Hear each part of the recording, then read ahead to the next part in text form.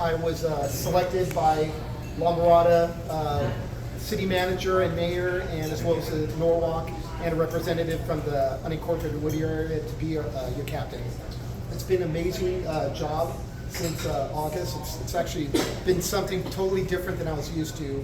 I came on the department in 1993 as a reserve deputy at Lakewood Station. I grew up in Downey, went to St. John Bosco High School, football. I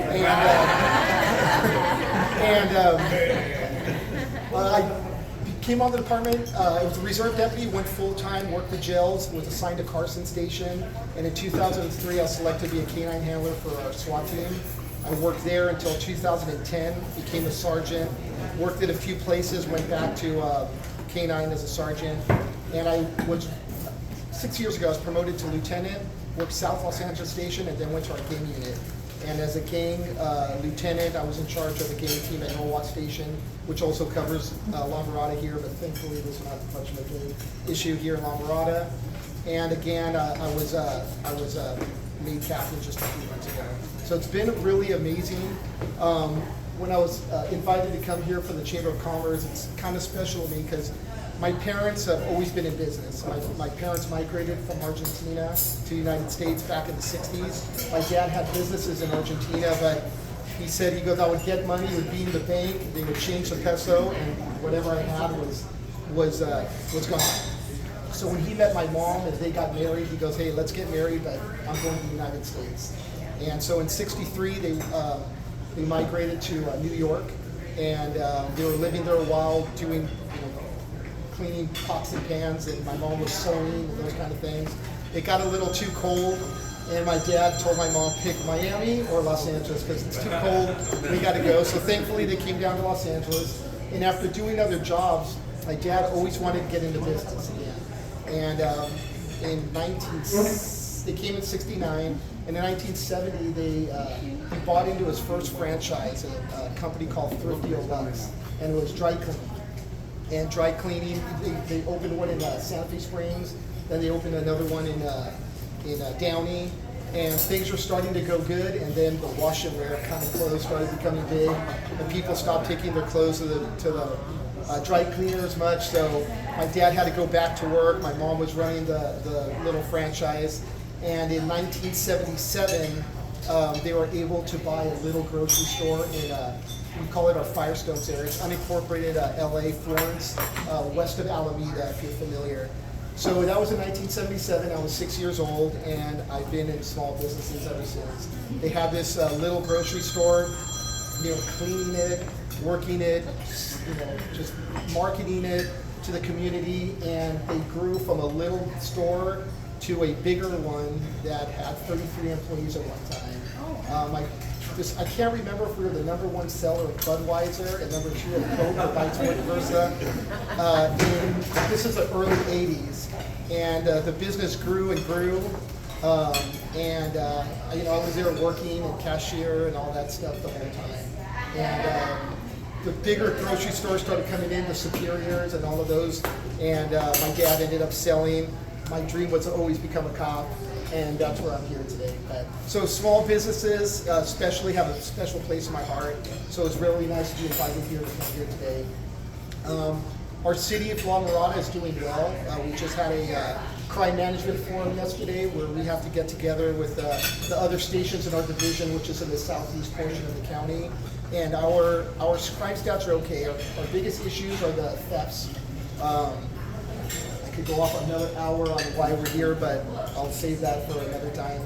But our thefts are up there. Our vehicle thefts are up there. We had issues with burglaries. We started the city team, the team that the city pays for, the special assignment team. They do a really good job. They're out there proactive. They really care about the community, and we got our burglaries down. But as you handle one thing, something else pops up. So our vehicle burglaries are up, and our robberies are up. A lot of them are shoplifting that turns into a robbery because somebody goes to try to stop them, and once you use force or fear, it now kicks it up from a theft to a robbery. So that's why some of those numbers are up, but they're up a little bit. They're not out of control. So we're going to direct our resources to that. As business owners, always protect yourselves, as best as you can. As residents, lock your doors of your cars. Don't leave anything visible. They call it like the 9 p.m. checkoff, where you go outside, make sure everything's locked, maybe some lights on the driveway if you have a car. Statistically, they're broken into more on the streets than in driveways. But those are little things that you can do, even tell some of your customers to keep safe. But overall, we're looking good for the city of La Mirada. It's been a great experience for me, very welcoming. Everybody's been great from the city, and now meeting you guys. So I hope to continue this relationship. And again, if you have specific issues, homeless and vagrants out in front of the business are a tough thing. They're here. There's a lot of laws that we have to now deal with. We can't just go and move them along like we used to. But we'll address any issues that you have to keep you as business owners and your customers safe. So if you ever need anything, please reach out.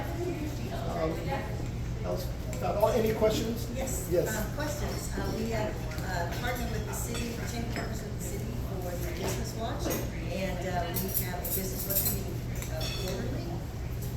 Yes. Thereabouts. Kind of quarterly.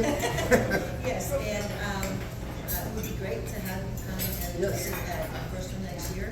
But does anyone have any questions regarding anything with the city of La Mirada as far as business and or holiday theft, crime, something that we need to specifically discuss? Yeah, if you have any questions on that, but again, this is a time of year where these opportunists will go out and really get the easiest target. They seem like big bad criminals, but they're really just looking for the easy prey. And so protecting yourself by being aware, and these are again tips you could give some of your customers, but being aware that walking to your car with your cell phone in your hand, looking down with a handful of bags, they don't know what's in there. They think they could be Louis Vuitton wallets in there or something, even though it's just groceries. But you could get hurt in the meantime. So you always want to be well aware of your surroundings. If there's some shady people, look at them. I've been told a few times off duty, like, you're a cop, right? Sometimes it's a haircut, but a lot of times it's nobody looks at anybody in the face, directly at them, and they're like, it's either a fellow gangster or a cop is the only people that do that. Not that you're going to be confrontational, but if you see something, you kind of look at them. They seem like they might recognize me. They got a good look at me. So be aware of your surroundings when you're walking there, when you're closing your businesses. I've had this experience as a little kid. When you're coming out with the sales of the day and the money and the kind of routine that we had, that you really need to. Don't always have the exact same routine, but you always have to be aware of your surroundings. It's worth maybe going outside to see if somebody's out there, sitting in cars or whatnot, and just being aware is the biggest thing. Not leaving things open. I remember back in the day, we left our cash register open, empty, but at night open, because if people did break in, we spend more money replacing that expensive cash register than the damage of breaking into glass. So the cash register would be, actually we learned to leave some coins in there because sometimes completely empty and they break it anyways. So we left some coins in there so we felt like we got something. Those type of things to do to kind of keep yourself and your business safe. But if there's anything that ever comes up, like I said, we have a City of La Mirada invests really well into public safety. And we have these teams of deputies. We have detectives there at the La Mirada substation. We're always available if anything comes up or any questions. We can maybe get together with your staff as well and go over some safety tips.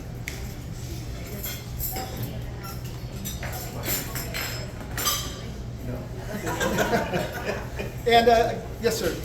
Yeah, so there's been, I guess, legislation coming across at the federal level about guns and all that.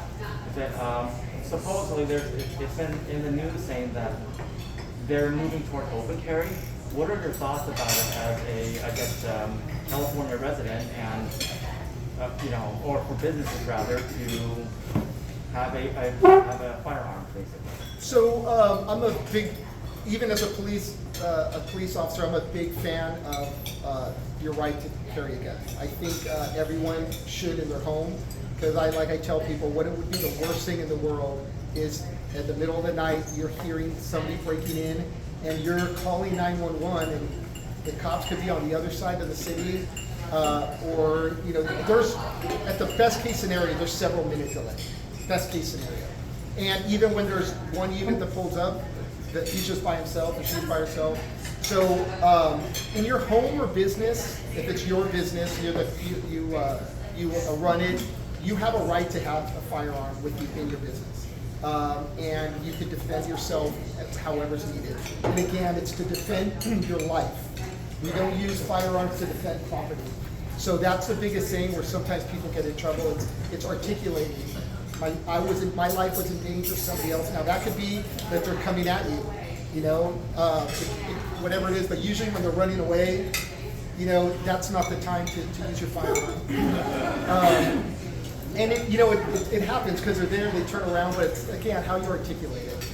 But it's very important. It's to protect your life, your family member's life. That's the only time you can use a firearm. Open carry, like Arizona, you could open carry, and it's weird. Sometimes you go eat and you see some guy with a pistol on their hip. It's really weird. But as a citizen, even as a police officer, I was at the tree lighting the other day in La Mirada, and I'm like, should I wear my uniform? Should I go in my plain clothes? I went in plain clothes. It's so much nicer. I don't have this weapon here that I always have to be conscious of. So especially as a citizen, open carry, you're never relaxed. You're not comfortable with anybody behind you. So the concealed is better. But there's always challenges to it. And then when the challenges get overturned, which they oftentimes do, just another one is introduced, and there's a stay in the meantime. So there's just always that. There's always going to be challenges that stop it. It gets overturned by the court, they just drop another one down. So, but in your place of business, in your home, you have a right to have a gun, just like a police officer or anybody else does. The Supreme Court has ruled that before it was very difficult to get a concealed weapons permit in Los Angeles County especially, because they wanted to see a cause. Why did you have to do it? As a business owner, it was a lot easier. I'm closing my business at night. We have money. I'm by myself inside this business. Even though in your business you can have it, but like when you're leaving, and it was easier. The Supreme Court a couple of years ago ruled you can't have those causes. You can't. The Second Amendment doesn't say, oh, you need it because. So it is a lot easier to get it. So it does take about a year because of all the backlog. You've got to go to your local, in Los Angeles County, your local police agency. So for La Mirada, it would be the Sheriff's Department. Santa Fe Springs would be Whittier. Winter Park would be Winter Park. But it is easier to do, and as a police officer, I recommend it. But you're smart, you're trained on it, right? Just like when we're driving, and invest in a gun safe in your home, because that's where bad guys come up with guns or residential burglary. So if you're going to spend $500-600 on a pistol, spend that extra few bucks on the gun safe. So, and it protects yourself, your kids, if they have access to it. It is against the law. You can be charged if a minor grabs a gun and the person itself or somebody else. If someone is interested Take care. in purchasing a firearm for personal and business reasons, what's the first step? Well, you have to take a safety class, and you can do it at most gun stores. You take that safety class, it's kind of just going over the do's and don'ts. And then there's a background check, and then there's a 10-day waiting period. So if you go to any gun store, at Turner's or any gun store, they'll walk you through the process. But the first step would be that, and then you pick a firearm that's something that works for you. 9mm is a very popular one because the ammo is readily available. Sometimes you get some of these other guns, you're like 50 cents a bullet, or stuff like that. So 9mm are really readily available. You can get it, like they always say, when the zombie apocalypse comes. Do I have access to ammo? But so those would be the big things. So you kind of pick the caliber, the gun you want, and you go to the stores and they get you started. And then after 10 days, after the waiting period, the background, and the 10-day waiting period, you go. How is that affected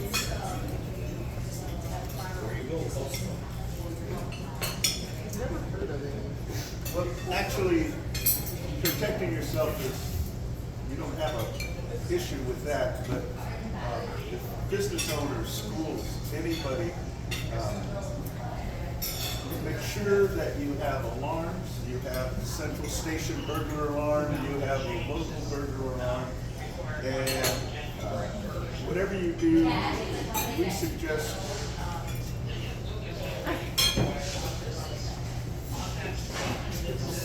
I thought it was me. Anyway, another line. We've had 2 people get in accidents just this last week. And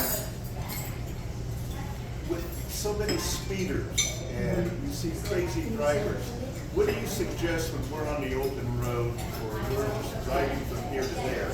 How are we going to protect ourselves? What's the best way to do that? Well, the road rage thing is something that's important to keep in mind. Sometimes people are driving bad, and you know, you say something, you honk, you give them the one finger wave, and it escalates the situation. So, you know, my daughter's 22 now, and she started driving. Shortly thereafter, she was getting like, "Look at this car cut me off," and I'm like, listen, I go, I have a pistol on me at all times. I'm probably not going to lose a confrontation. But I don't get into those confrontations because it's just not worth it. You know, it's not worth getting. Even if you win, it's still a hassle. And then they're probably going to sue you civilly if you win, and then you got to go to your homeowners and try to get coverage and those kind of things. But when you're driving, I mean, I've seen in the last few years, just driving myself, is there just seems to be a little bit more of this disregard for the law. We see it with some of the bigger crimes, and it does trickle down into driving, where guys are just driving and they're jerks. They're just jerks. So the main thing is to always be aware of your surroundings. You know, you're always looking in your mirrors, even when you're parked. I got here a few minutes early. I'm checking my emails and the phone, but I'm always glancing. You know, I saw Richard get out of his car, and I'm always glancing in all 3 mirrors because you just never know. But you always have to be aware of your surroundings, and that's when you're driving as well. And you want to be that defensive driver.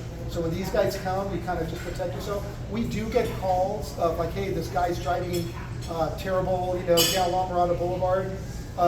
You can always do that. I can tell you 99.99% of the time they're gone and you don't catch them.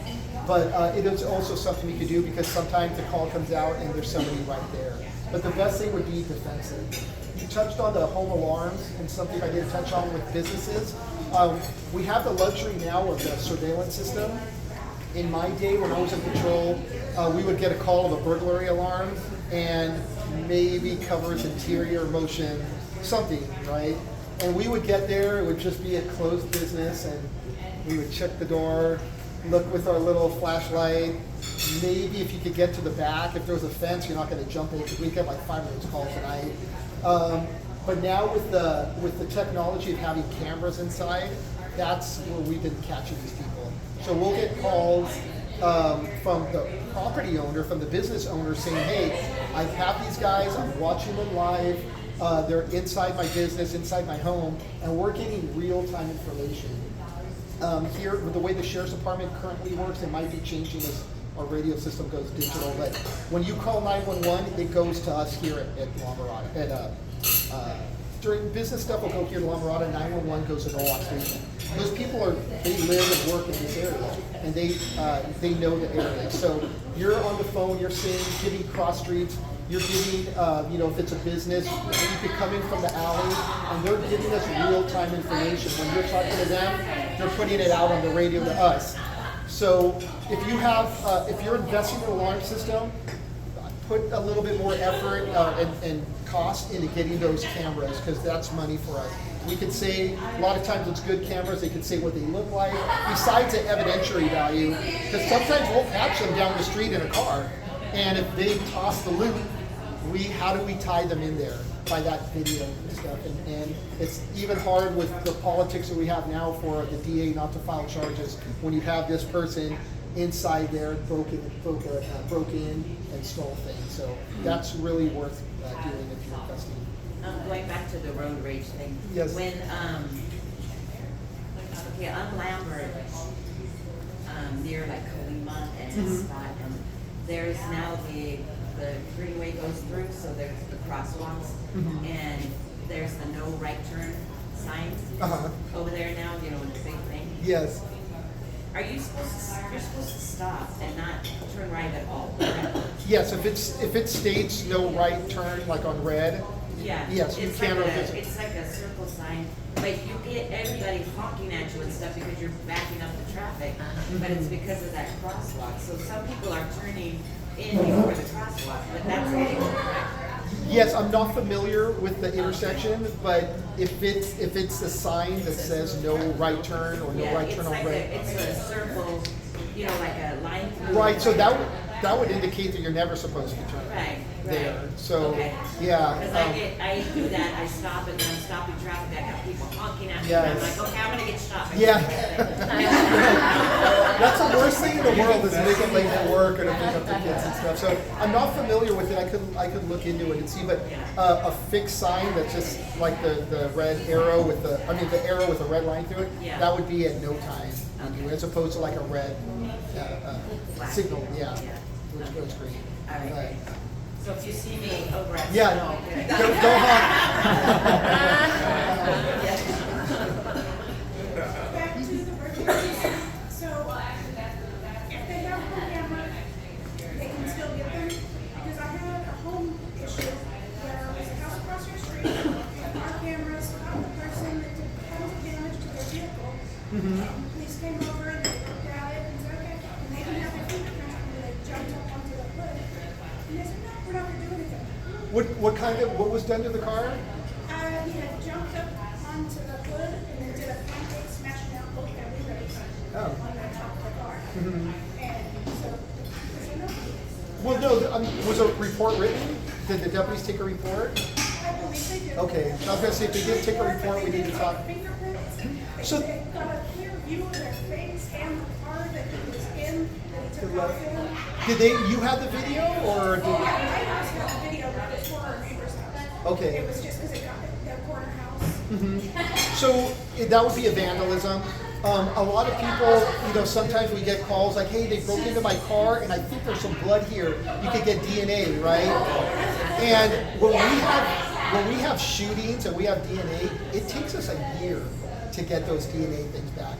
So on something doesn't rise to the level, it's everyone thinks it's like on TV, like that's so awesome when you watch that. Even when you run people on the computer, the picture and everything, you got to decipher through all this stuff.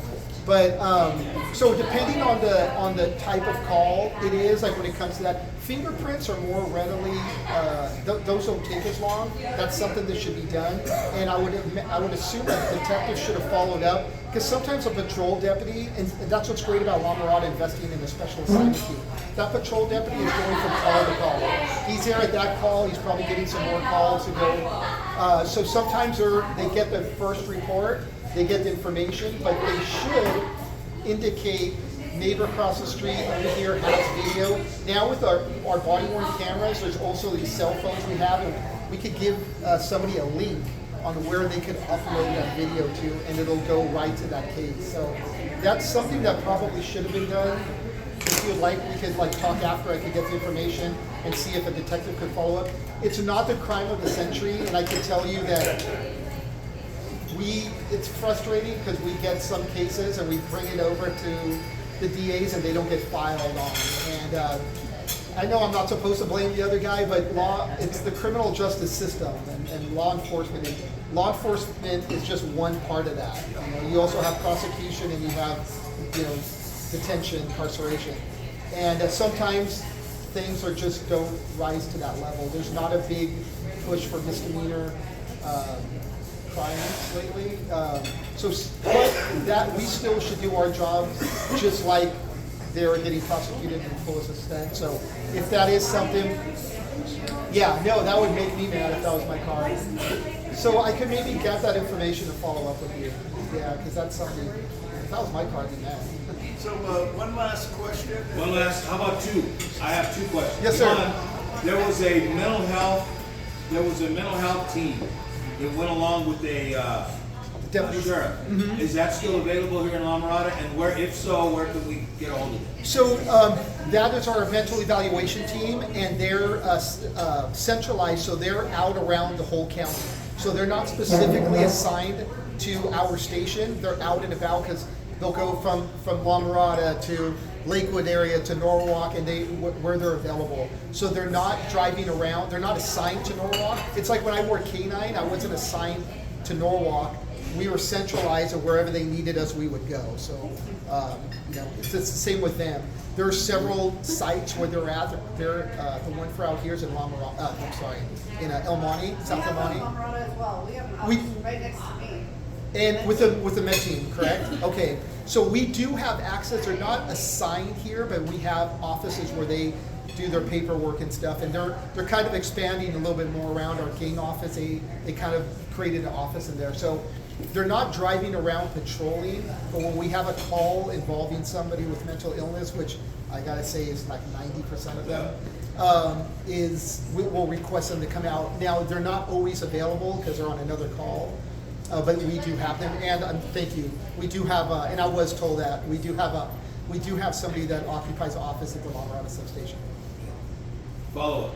I'll end with this very simple question. Our former sheriff, one-term sheriff Alex Villanueva, is running against our incumbent 4th District supervisor. We need to know how you're voting. Well, I'm an Orange County resident, so unfortunately, did you hear that? I'm an Orange County. I didn't, but we can talk later. Thank you, Sheriff. Thank you. Any other questions that come up, please let me know.